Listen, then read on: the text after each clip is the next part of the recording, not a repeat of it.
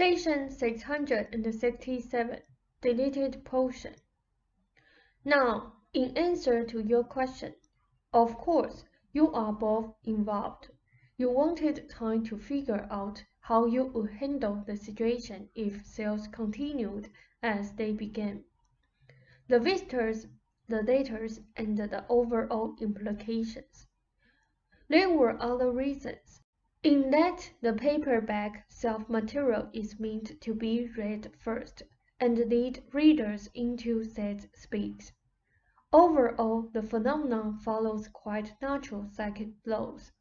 When the ESP book is reprinted, readers will largely be already acquainted with my work and bring that extra knowledge to that early book. Ram noted, smile. They said, hence, enriching its potentials for them. The situation is not negative unless you are thinking merely in financial terms and of great unusual wealth. You will be well provided for financially, as I have told you. Neither of you want to be millionaires. You can expect financial security beyond any dreams you had at marriage. And in the future, great freedom, financially speaking.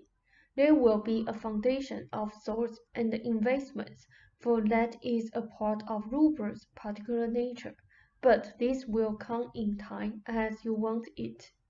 The books are well established, and there will be an acceleration even with the hardcover Seth speaks as the paperback is assimilated.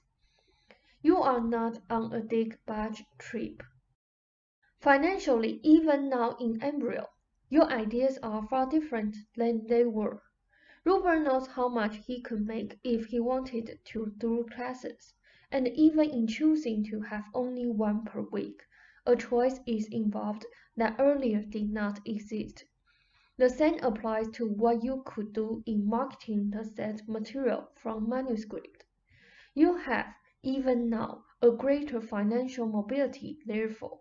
As far as beliefs are concerned, Rupert is working directly now with the proper ones, in the correct area.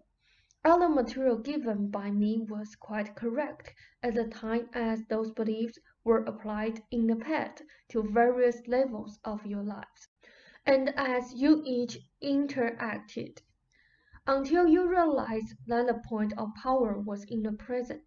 I could only deal with those beliefs in the context of your understanding.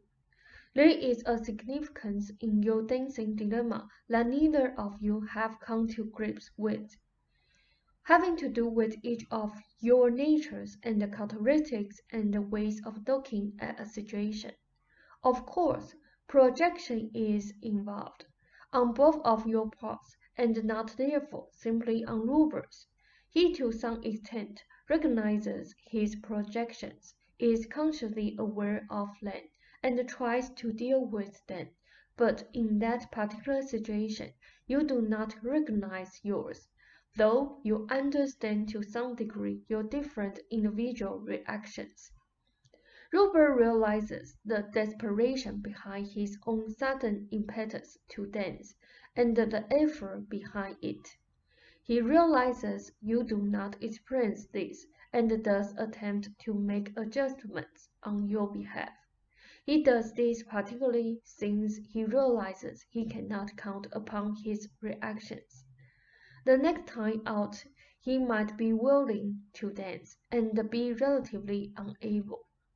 What neither of you realized is the acuteness with which you choose the situations. You have not gone to establishments where dancing is the usual thing, where a dance floor is available. Granted, there are other reasons for it.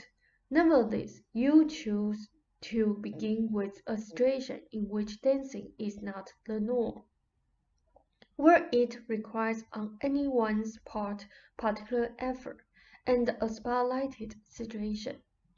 Here Rupert tries to force a situation, to set up on his part an incentive where he will be spotlighted, and therefore knows he will perform well, having chosen a critical, dramatic framework. Now, it is this framework that you distrust. He interprets this to mean that you want him to be spontaneous as long as it is acceptable, as long as he blends with others, as long as he does not go too far. He is obviously in not the best physical condition, so the spotlight to you involves the illumination of weakness obviously apparent. If you shy away from dramatic public exhibitions of emotionalism under the best circumstances, then here you are faced with a situation in which you see it thrust upon you by someone you love.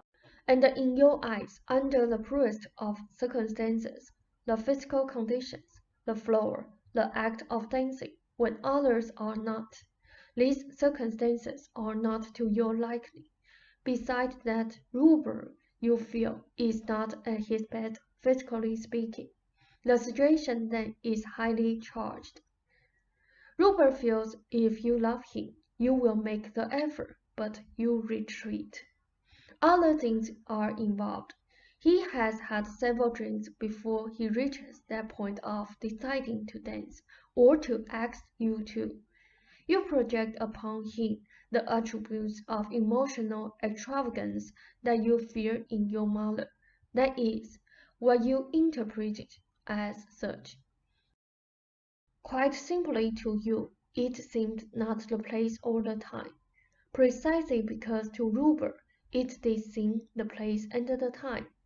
To him, this meant that his emotional mobility could be expressed privately at home under conditions you both found acceptable, but not physically through the body.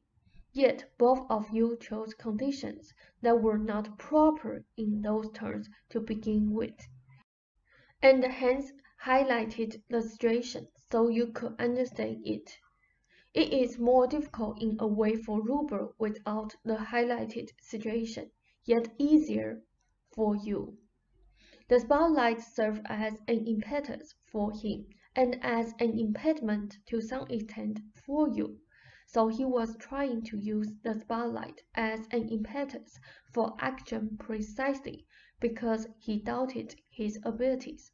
Now, that is enough for this evening. My heartiest regards to you both, and a fond good evening. That said, good evening, Seth.